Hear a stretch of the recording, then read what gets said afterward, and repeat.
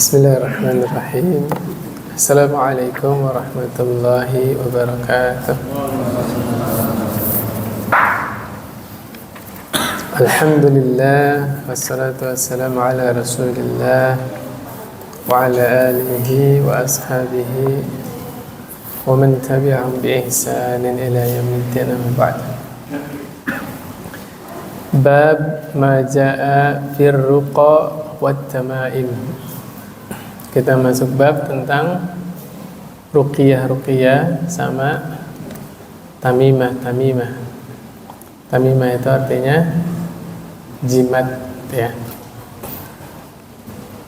Di dalam sahih, yaitu sahih Bukhari dan Muslim, dari Abu Bashir Al-Ansari radhiyallahu anhu, annahu kana ma'a Rasulillahi sallallahu alaihi wasallam fi ba'di asfari. Abu Bashir Al-Ansari ini pernah menyertai Nabi di dalam safar, sebagian safarnya Nabi. Fa arsala rasulan, maka Nabi Muhammad sallallahu alaihi wasallam mengutus seorang utusan. Kemudian Nabi pesan, ya, sallallahu alaihi wasallam, pesan kepada utusan tadi, alla yabqayanna fi raqabati ba'irin qiladatun min watar atau qiladah illa quti'at. Nabi sallallahu alaihi wasallam pesan kepada utusan tadi supaya jangan ada yang tersisa satu unta pun yang ada kalung, ya. Kalung di sini dalam kurung kalung jimat, ya.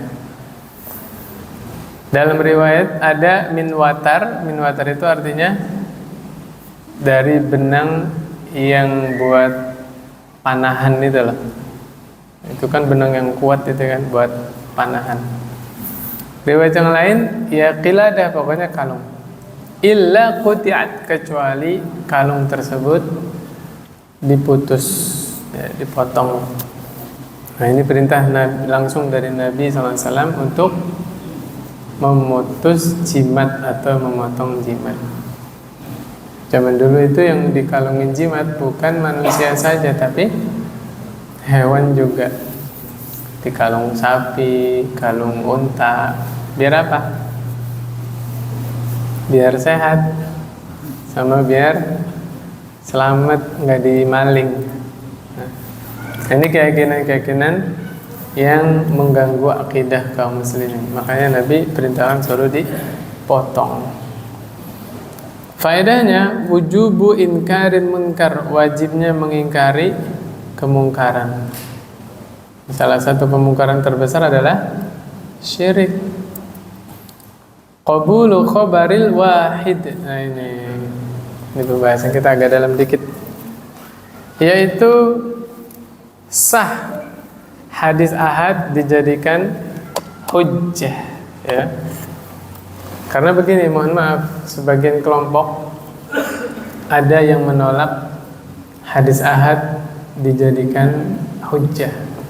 Kata mereka hadis ahad itu nggak boleh jadi dasar akidah.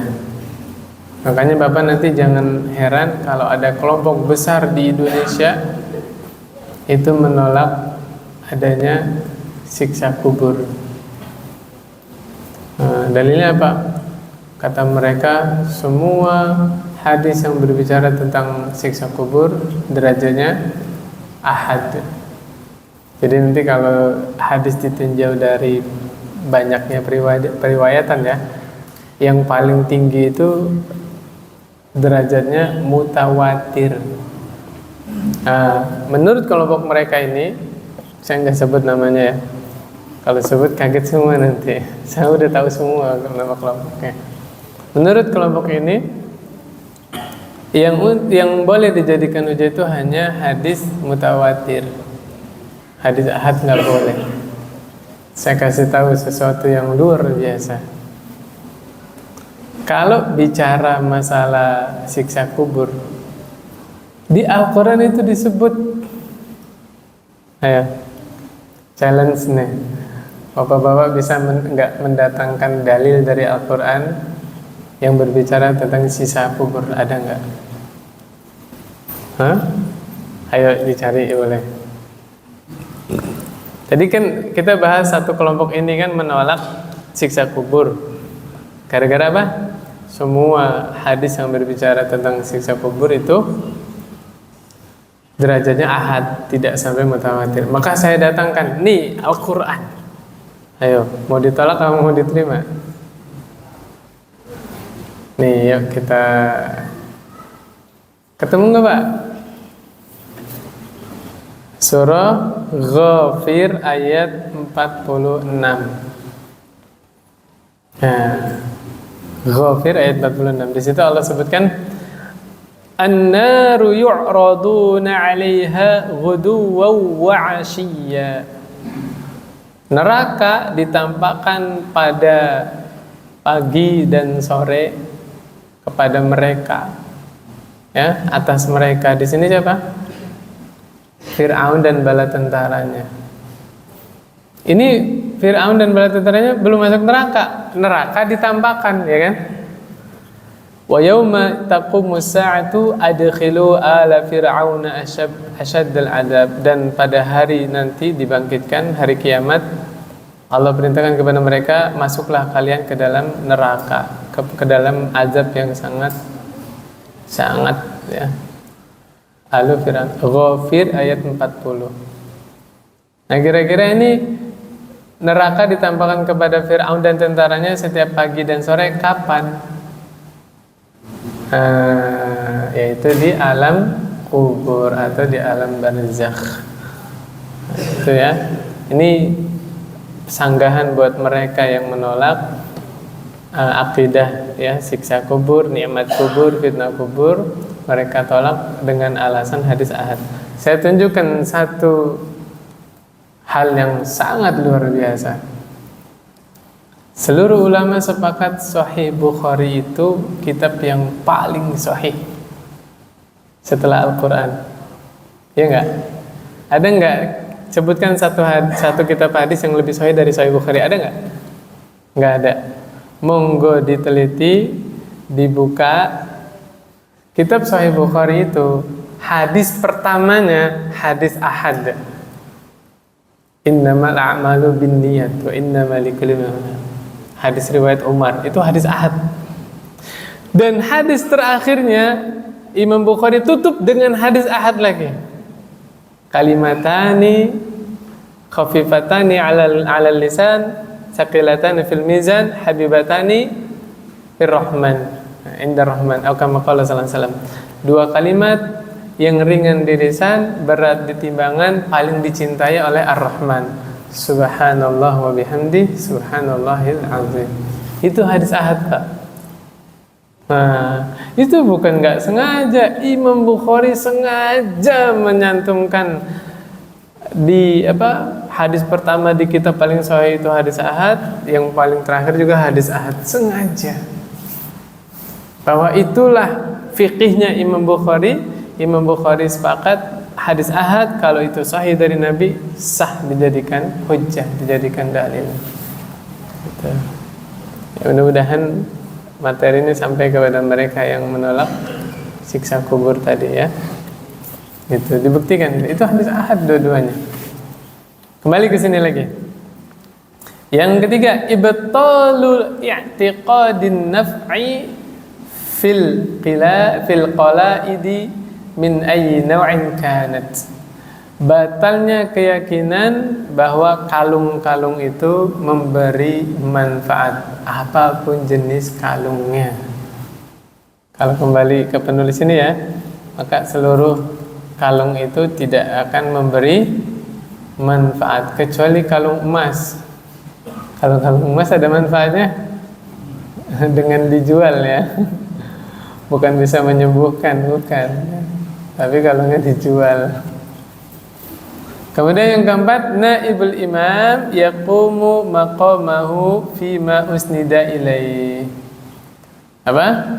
Perwakilan pemerintah itu boleh menjalankan tugas sesuai yang diinstruksikan oleh pemerintah. Ya, jadi nggak mesti pemerintahnya langsung yang datang menanganin sesuatu kasus, suatu masalah. Bisa wakilnya, sebagaimana Nabi mengutus sahabat. Ya. Yang berikutnya dari Abdullah bin Mas'ud radhiyallahu anhu qala sami'tu Rasulullah sallallahu alaihi wasallam yaqulu innar ruqa wat tamaim wat tiwalah syirkun. Sesungguhnya ruqyah, tamimah, tiwalah itu apa? Pelet. Semuanya syirik. Saya ulangi ya. Ruqyah, jimat, pelet, semuanya syirik. Bagaimana dengan ruqyah? Ini ada pengecualian. Kita jelaskan ya. Hiya al-azaim. Ya, ruqyah itu jampi-jampi atau mantra-mantra. Adapun yang masyru', ya, ruqyah yang disyariatkan itu ada 3 syarat. Boleh meruqyah tapi harus memenuhi 3 syarat. Yang pertama, antakuna bi kalamillahi au asma'ihi wa sifatihi awil ad'iyati ilallahi wal isti'adzah. Yang pertama, meruqyah wajib menggunakan kalamullah. Yang dimaksud kalamullah di sini apa? Al-Quran. Karena Al-Quran itu bukan makhluk. Al-Quran adalah kalamullah. Atau dengan nama-nama Allah. Ya, Bapak sebut nama Allah. Ini kalau lagi panik, lagi butuh bantuan, lagi susah, yang kita sebut siapa? Allah. Jangan nyebut Rasulullah. Rasulullah itu makhluk bukan? Makhluk. Justru Rasulullah sallallahu alaihi wasallam datang mengajarkan manusia supaya banyak mengingat Allah, supaya banyak menyebut nama Allah. Kalau nyebut-nyebut nama Rasulullah nggak boleh, apalagi orang-orang yang di bawah Rasul. Kalau salawat beda lagi, Pak. Salawat itu kan kita tetap doa kepada Allah kan? Allahumma tuh. Yang disebut siapa? Allah kan? Allahumma salli wa sallim wa barik ala nabiyyina wa rasulina Muhammad sallallahu alaihi wasallam. Ya Allah, limpahkanlah salawat, salam, keberkahan atas nabi kita, rasul kita. Siapa? Nabi Muhammad sallallahu alaihi wasallam. Tuh, beda. Nah, salawat itu adalah doa. Doanya kemana? Ke Allah. Tuh, beda ya. Jadi kalau lagi kesusahan yang disebut nama-nama atau sifat-sifat Allah, ya, dan berdoa kepada Allah dan beristi'adzah kepada Allah. Contohnya apa? Bismillahilladzi la yadurru ma'asmihi syai'un fil ardi wa la fis sama' wa huwas sami'ul alim. Kan doa kan kepada Allah? A'udzu bikalimatillahi tammati min syarri ma khalaq. A'udzu bikalimatillahi tammati min kulli syaitanin wa hammah wa min kulli 'ainin lammah. Boleh. Ya, isti'adzah, doa kepada Allah yang disebut apa tadi? Nama-nama dan sifat-sifat Allah. Yang kedua, ini yang penting ini, Pak. Meruqyah wajib menggunakan bahasa Arab. Ya. Bahasa Arab. Jangan pakai bahasa-bahasa yang di luar bahasa Arab. Jangan sekali-kali Bapak meruqyah pakai bahasa Thailand. Nanti jadinya bukan ruqyah ya. Nah, yang ketiga, alla ya'taqida annal azaima tanfa'u bidzatiha wa innama ya'taqidu an-naf'a hasilan biqada'i ittiqa'il 'ain. Nah, ini penting ini, Pak. Enggak boleh meyakini orang itu sembuh gara-gara ruqyahnya itu. Paham enggak maksud saya, Pak? Orang itu sembuh, yang pertama yang menyembuhkan Allah dengan sebab ketakwaan yang meruqyah, ketakwaan yang diruqyah. Jelas? Nah, makanya sebelum meruqyah nih yang lagi sakit, ajak komunikasi. Ibu, ibu percaya nggak yang hanya menyembuhkan Allah? Hanya Allah yang bisa menyembuhkan. Saya juga sama manusia. Ini kita sama-sama minta tolong kepada Allah. Tuh, memasrahkan diri. Ya, bergantung hanya kepada Allah. Baru akhdul asbab. Jelas Pak ya? Jadi jangan diyakini bahwa sembuh itu gara-gara diruqyah, enggak. Tapi dengan sebab apa? Ketakwaan. Ketakwaan siapa? Ketakwaan yang meruqyah dan ketakwaan yang diruqyah. Dan sebaik-baik ruqyah adalah meruqyah diri sendiri. Gimana caranya? Al-Qur'annya jadikan wirid. Tuh, sebaik-baik wirid itu Al-Qur'an, Bapak Ibu. Ya, Al-Qur'annya dikhatamkan sebulan sekali. Terus gimana air yang dibacain Al-Qur'an? Nah, saya sudah jelaskan ya di kajian masjid sebelah sana. Silakan baca manfaat ya air yang dibacakan Al-Qur'an. Tidak usah disembur, tahu Pak? Gak boleh. Kenapa? Buka hadisnya. Boleh nggak niup makanan, niup minuman? Nggak boleh. Tanya sama dokter. Napas kita itu yang keluar mengandung apa? Karbon dioksida. Ya, ditiup nggak boleh kan? Dicelup boleh nggak? Sama nggak boleh juga. Ya, ini kotor jari ini. Paham ya? Dan saya sudah sampaikan keberkahan fisik, ya fisik jasad itu khususiat para nabi dan rasul. Tidak bisa dikiaskan kepada orang selain nabi dan rasul. Argumentasinya logis. Ya. Siapa orang yang terbaik setelah nabi dan rasul, setelah Nabi Muhammad SAW? Siapa? Abu Bakar. Ada enggak satu sahabat aja yang bertabaruk dengan jarinya Abu Bakar? Bawa air minum di gelas atau di apa, terus Abu Bakar nyelupin tangannya. Ada enggak? Enggak ada. Kenapa saya bahas ini? Di YouTube seliweran. Masyarakat ya, mohon maaf mungkin belum sampai ilmunya ya, belum belajar. Dikira itu bermanfaat. Ini mohon maaf ini. Nanti habis ini kalau ada waktu masuk bahasan bertabaruk terhadap pohon, batu atau yang sejenisnya. Kalau waktunya cukup, kalau enggak ya insya Allah pekan depan. Paham ya? Bisa dipahami insya Allah Pak ya? Jadi air bisa diruqyah dengan cara apa? Kita baca Qur'annya di sisinya. Nah, sama aja kayak bapak nyiapin air, bapaknya ngaji. Haus minum, udah itu manfaat. Gitu. Benar. Enggak, insya Allah. Enggak mesti ustadz. Mohon maaf ini ya. Bapak-bapak nih biasa minta air ke ustadz. Saya tanya, ustadznya sakit, minum air ustadz apa ke rumah sakit? Masuk ya logikanya ya? Iya. Kalau itu bermanfaat, misalnya pakai ditiup, pakai dicelup, nggak usah datang ke rumah sakit Pak Ustadznya. Coba tanya, Pak Ustadz sakit kemana Pak? Berobat juga kan? Ya iya. Kita ya bareng-bareng kita berpikir secara sederhana gitu ya.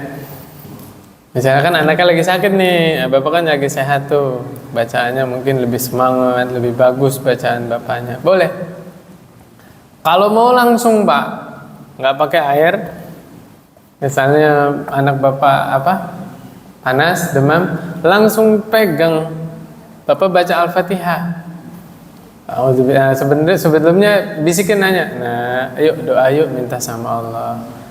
Ya, misalnya anak saya Hisham, ya Allah Hisham ya Allah, wa anta arhamar rahimin, gitu, ditalkin anaknya, diajarin minta kesembuhan kepada Allah. Anaknya ini minta kepada Allah, baru bapak pegang, bagian yang sakit mana, bacain Al-Fatihah. A'udzu billahi samiil 'aliim minasyaitonir rajiim min hamzihi wa nafthihi wa nafthihi. Bismillahirrahmanirrahim. Terus Al-Fatihah. Waladdallin amin. Gitu. Nah, habis itu bilang lagi ke anaknya, minta istighfar. Insya Allah kalau dosa-dosanya Allah ampuni, Allah kasih kesembuhan. Gitu. Ya, itu kan mengajarkan tauhid juga kepada anak kita. Imam Ibnu Qayyim rahimahullah pernah mengamalkan Al-Fatihah itu. Dia lagi safar, di tubuhnya itu ada benjolan-benjolan. Zaman sekarang juga banyak kan?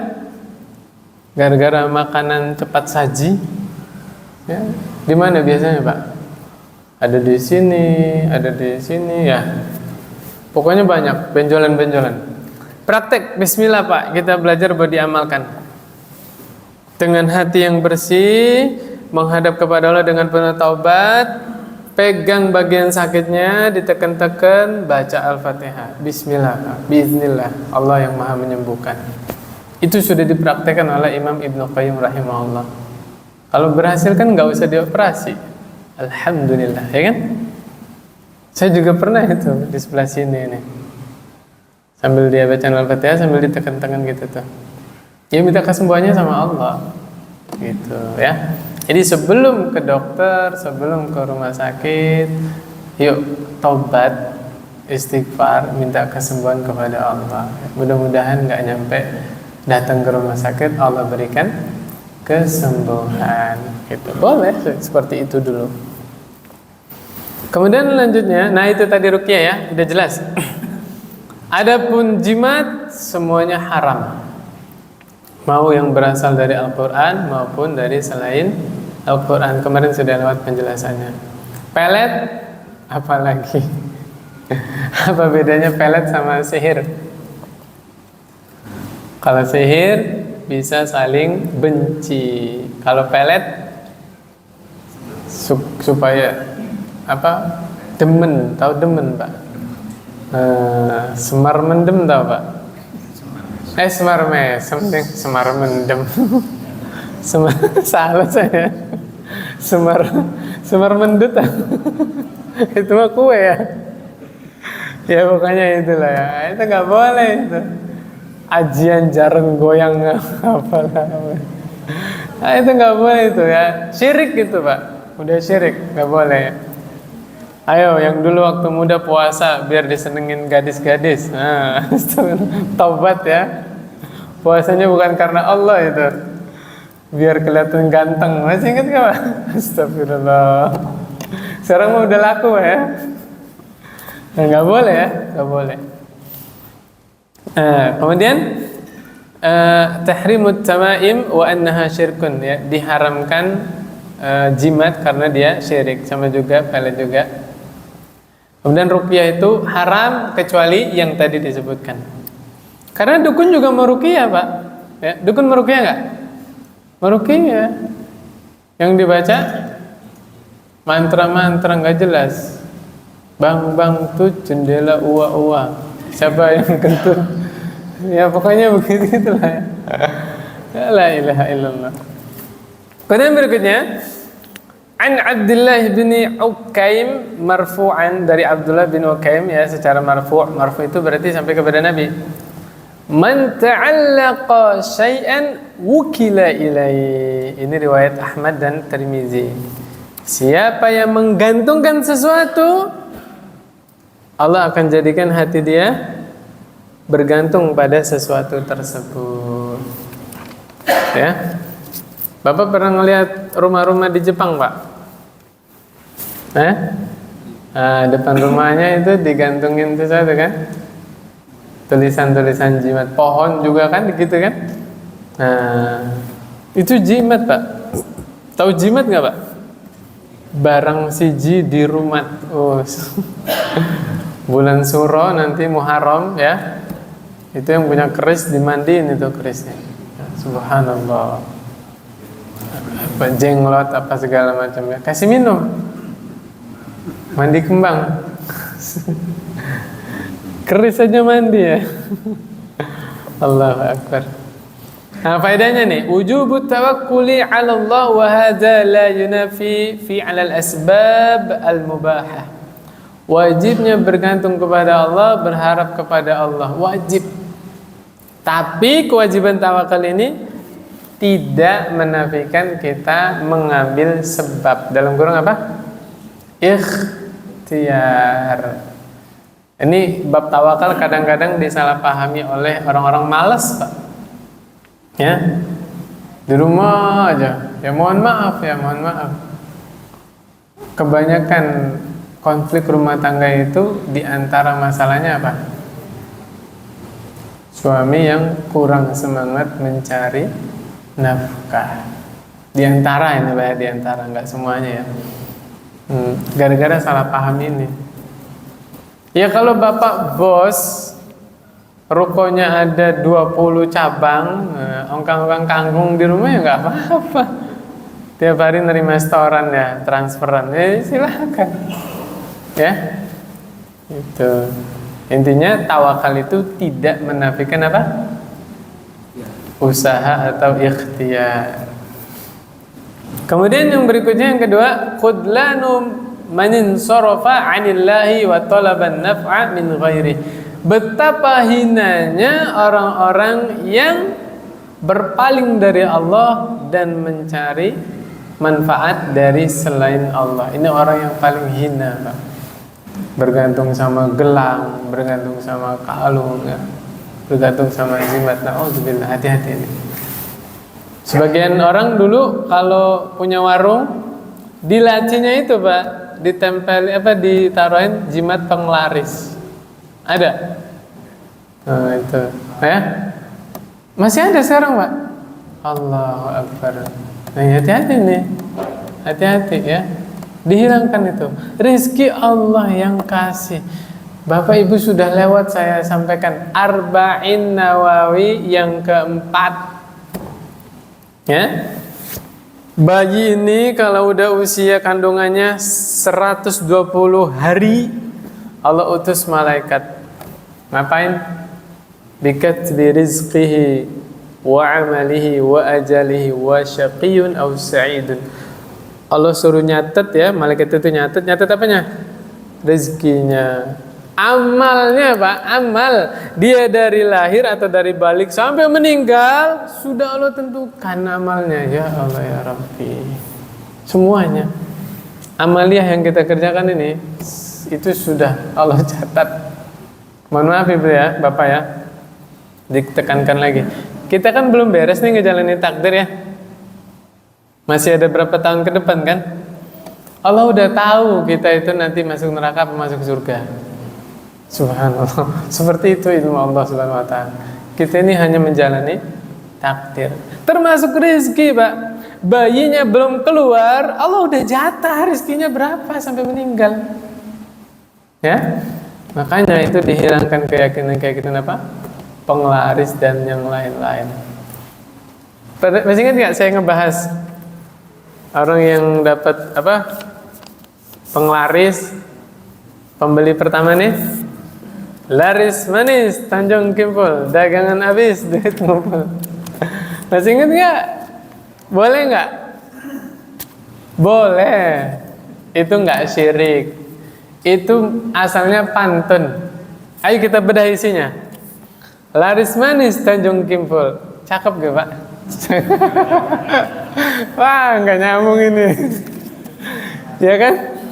Dagangan habis, duit ngumpul. Salahnya di mana? Nggak ada kan? Itu optimis. Maksudnya ya Allah hari ini jualan saya habis ya Allah. Tapi duitnya ngumpul. Jangan habis diutang. Ya kan? Itu maksudnya Pak. Jadi nggak apa-apa. Itu namanya tafaul, optimis dari seorang hamba. Yang saya ingkari, uangnya nggak bisa dikepret-kepretin. Kotor ini Pak, bekas tangan orang banyak. Ya kan? Ingat nggak waktu COVID kemarin? Dicuci uang, ya kan? Nah, jadi silakan itu ucapan yang optimis. Ya Allah dagangan saya hari ini habis ya Allah, tapi duitnya ngumpul. Ya, habisnya bukan karena dihutang. Itu boleh. Tidak ada syiriknya. asal nggak usah di. Nah ini juga salah satunya nih keyakinan. Nah ini kalau ini saya bantah. Sebagian penjual pedagang takut mengembalikan uang pertama. Nah ini harus dihilangkan keyakinan ini. Semuanya itu sama Pak, mau uang pertama, kedua, ketiga sama. Ada yang beli ya kembaliin aja. Jangan, nggak usah dibeda-bedain. Kalau Bapak beda kan, ini uang penglaris ini, wah, jangan sampai dikembaliin. Saya tanya, berarti ada keyakinan tertentu nggak? Iya, nah itu dihilangkan yang seperti itu. Sama aja, uang sama aja. Makanya saya sarankan bapak-bapak, ibu-ibu yang nyimpen uang buat dikoleksi. Ada ya? Dinar Kuwait, real Saudi misalnya. Apa lagi? Kalau Malaysia apa? Ringgit Malaysia, ya uang Singapura. Koleksi tuh.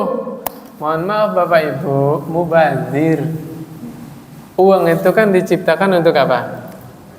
Pembayaran, untuk alat tukar, ya kan? Uangnya Bapak tukar di money changer ya. Udah jadi rupiah, sedekahkan, Bapak bawa sampai akhirat. Itu lebih manfaat daripada disimpan buat koleksi, ya kan? Gitu. Ini ingat, kita itu hidup sebentar doang. Apa sih yang kita cari? Ayo, apa yang kita cari? Sayang ini kenang-kenangan waktu itu saya di Arab ini dikasih sama orang sana. Masih ada keyakinan seperti itu ya. Orang sana mah ngasih ke Bapak tuh biar dibeliin sesuatu, biar manfaat.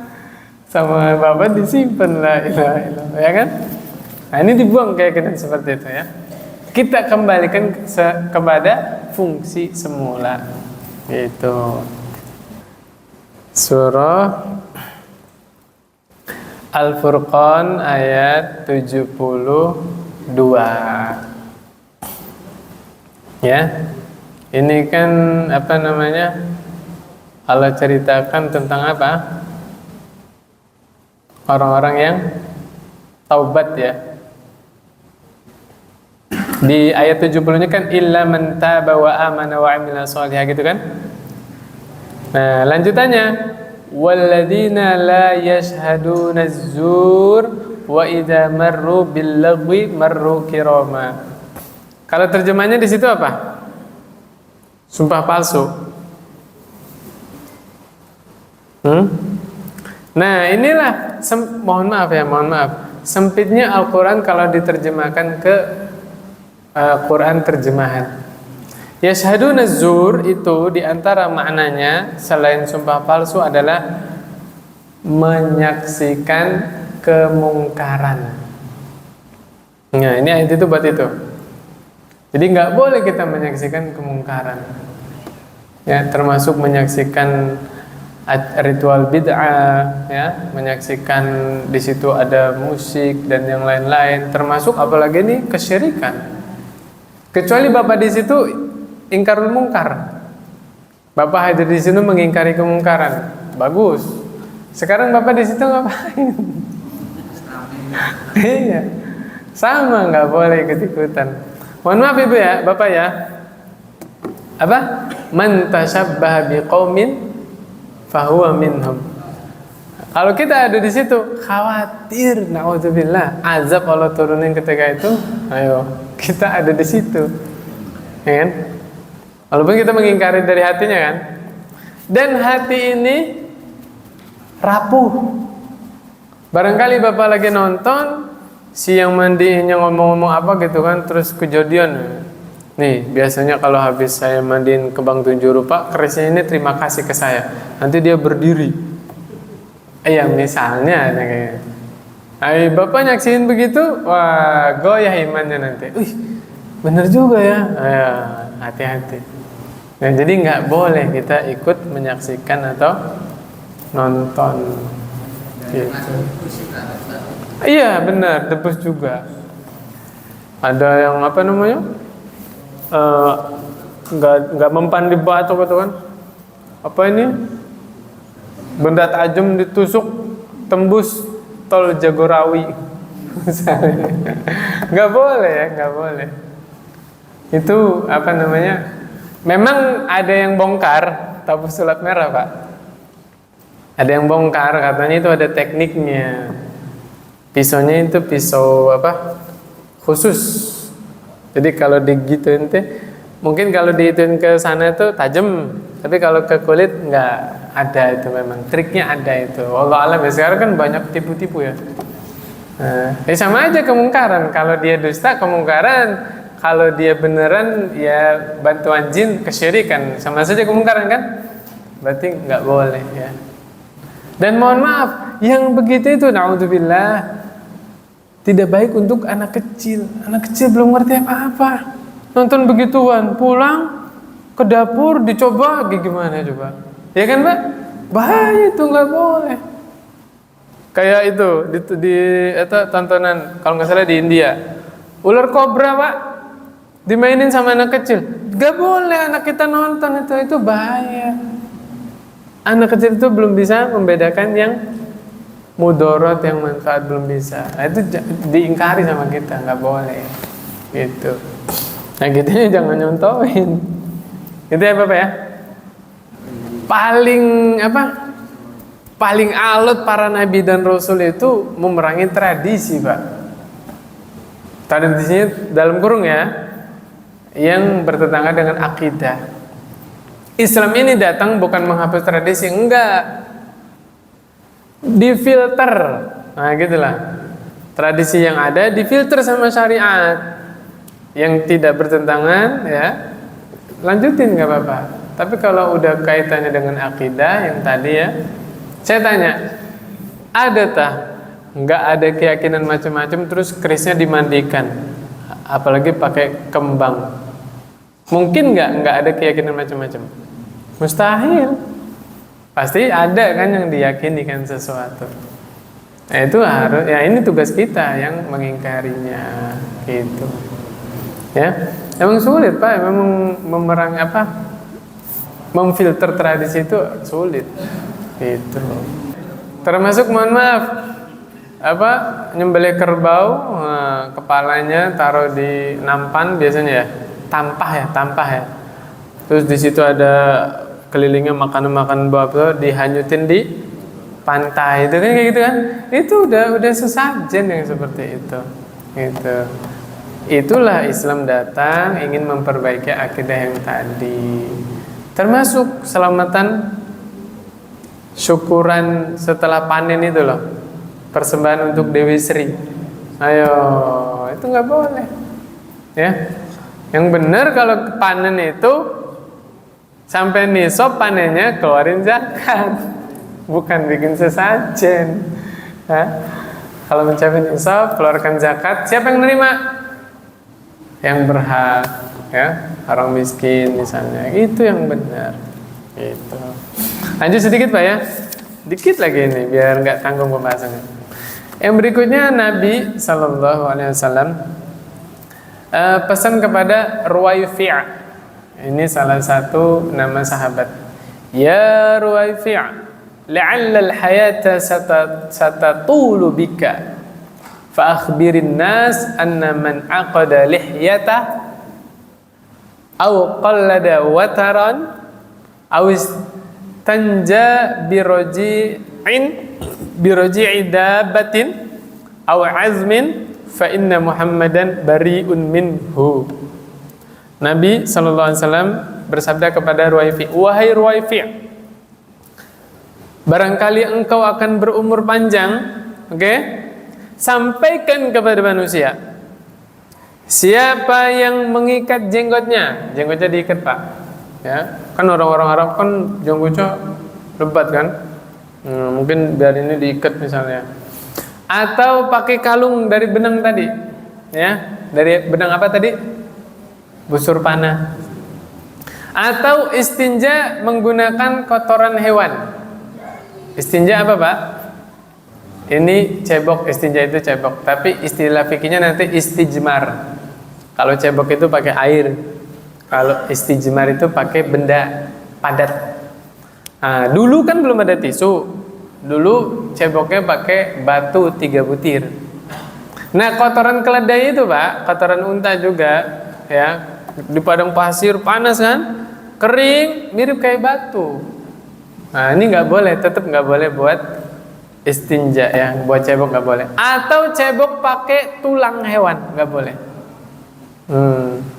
Ya, kata Nabi SAW, kabarkan kepada manusia, Muhammad SAW berlepas diri dari mereka. Berlepas diri dari siapa tadi Pak? Yang ngikat jenggot, terus yang pakai jimat, yang istinja pakai kotoran hewan atau pakai tulang hewan. Intermezzo sedikit. Kenapa nggak boleh istinja pakai kotoran hewan, istinja pakai tulang hewan? Nah, ternyata Bapak Ibu yang dirahmati Allah Subhanahu wa taala, tulang hewan itu ya, itu makanan saudara kita dari bangsa jin. Jadi kalau Bapak makannya tidak baca bismillah, jin kafir, jin jahat ikut makan. Kalau Bapak makannya baca bismillah, makan ayam nih baca bismillah, tulangnya itu Allah tumbuhkan lagi daging, bisa dimakan sama saudara kita dari kalangan jin. Tuh, makanya nggak boleh cebok dengan menggunakan tulang hewan. Ini alasannya. Adapun kotoran hewan itu pakan ternaknya saudara kita yang dari bangsa jin. Jadi saudara kita juga beternak. Makanannya dari mana? Kotoran hewan. Tambahan lagi sedikit dari saya. Maka betapa lemahnya bangsa jin, mereka itu kehidupannya bergantung sama manusia. Yang benar itu jin yang takut sama manusia. Buka surah An-Naml kan? Yang Nabi Sulaiman lagi rapat. Ya ayyuhal mala' ayyukum ya'tini bi'arsyiha. Ya. Siapa yang bisa mendatangkan singgasananya Balqis? Balqis apa Bilqis sih? Ratu Saba lah ya. Ada yang bilang Bilqis, ada yang bilang Balqis ya. Siapa yang bisa mendatangkan singgasananya Ratu Saba sebelum mereka datang ke sini sebagai kaum muslimin? Maka qala ifritum minal jinni ana atika bihi qabla an taquma min maqamik. Ketemu enggak ayatnya? Ayat 38, ayat 39. Kata Ifrit begini, wahai paduka Tuan Raja, ya Nabi Sulaiman kan raja sekaligus Nabi. Saya bisa mendatangkan singgasananya Ratu Saba sebelum Anda bangun dari tempat duduk Anda. Padahal kerajaan Saba itu di Yaman, Pak. Kerajaannya Nabi Sulaiman di Palestina. Jauh kan antar negara. Tapi Ifrit bilang, aku bisa mendatangkan singgasananya sebelum Anda berdiri. Masya Allah. Kekuatannya ya. Jangan kagum dulu. Lihat ayat selanjutnya. Ayat 40-nya, Pak. Qala alladhi 'indahu 'ilmun minal kitab ana atika bihi qabla an yartadda ilaika tarfuk. Berkatalah seorang ahli ilmu, orang soleh di zaman Nabi Sulaiman, wahai raja, wahai Nabiullah, aku bisa mendatangkan singgasananya Ratu Saba sebelum Anda kedip. Jadi selesai ngomong itu, singgasana ada di situ. Selesai ngomong, singgasana ada di situ. Manusia zaman dulu lebih hebat daripada jin, ya. Imannya, Pak. Ya, puncak dari karomah kewalian apa, Pak? Istijabat doa. Para nabi juga kan doanya diijabah kan? Nah, para wali itu level wali yang paling tertinggi apa? Doa yang diijabah. Ini orang saking deketnya sama Allah, nggak ada keraguan, dia minta apa Allah langsung realisasikan. Tinggal doa doang. Subhanallah. Nah, jadi yang benar itu jin yang takut sama manusia. Jin itu bergantung kehidupannya sama manusia. Jadi kita kuatkan akidahnya, imannya hanya takut kepada Allah Subhanahu wa ta'ala. Mereka juga makhluk. Mereka juga punya kewajiban menyembah Allah, ya kan? Mereka juga kena beban syariat. Gitu. Ini panjang lagi kalau saya bahas alam jin, ya. Saya ada 4 di rumah buku tentang jin itu. Kalau mau cerita panjang. Tapi bentar lagi azan. Yang terakhir, ya, berapa menit lagi Pak? 2. Ya, qadarullah. Ya, nanti kita sambung insya Allah pekan depan. Sebelum bahas bab berikutnya ya, tabaruk terhadap pohon, batu dan selainnya, kita bacakan hadis-hadis terakhir tentang jimat insya Allah ya. Subhanakallahumma bihamdik asyhadu an la ilaha illa anta astaghfiruka wa atubu ilaik. Assalamualaikum warahmatullahi wabarakatuh.